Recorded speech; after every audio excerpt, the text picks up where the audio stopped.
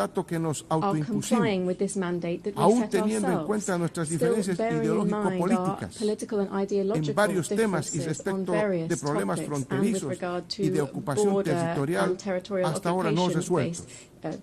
disputes that Podemos remain decir, ongoing. We invirtiendo la can ecuación say de los estrategas del Pentágono, when we invert the equation of the Pentagon, that it is peace rather than war that guides our international relations. A la impronta de esa declaración, in hearing desde this 2022, declaration en este mismo lugar, in 2022, in the same place, I came to appeal to the United Nations for a General Assembly to declare to the world that it would be an entire territory of peace.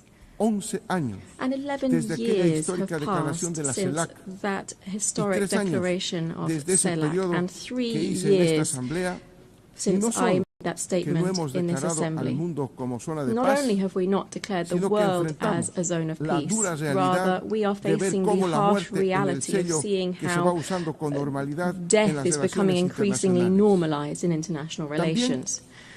We also feel the threat of fascism in all of its variants to try to exploit and dominate peoples at the current time. The threat of death has made, is covering Latin America and the Caribbean.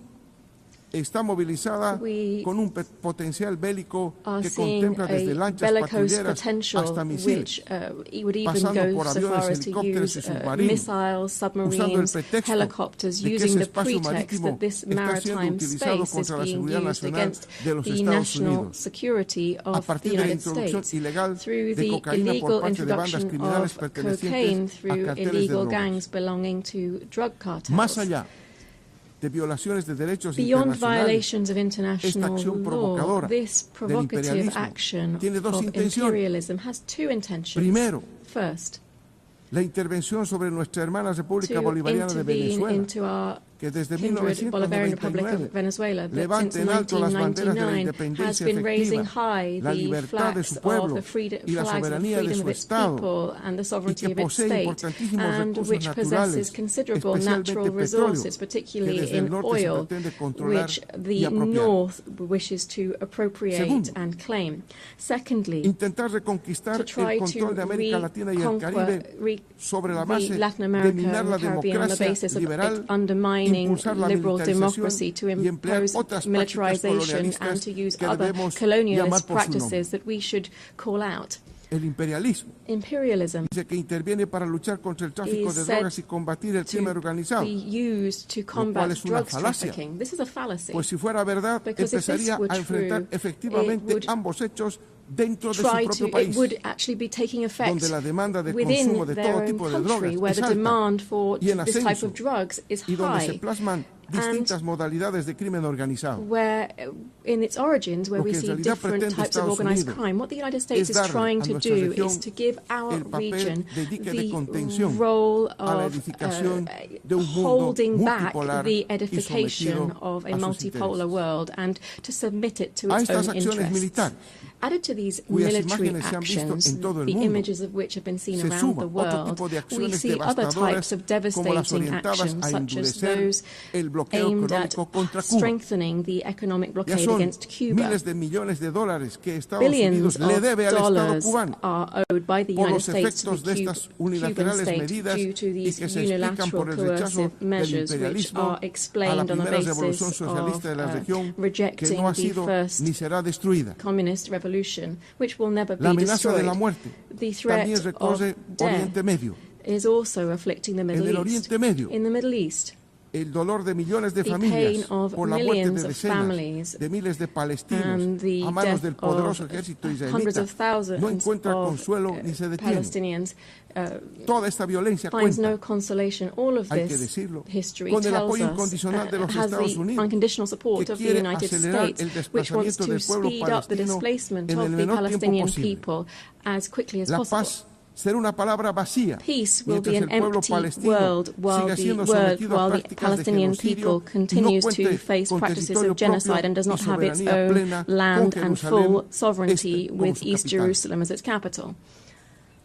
Pero en esta región, eso no es lo único que ocurre.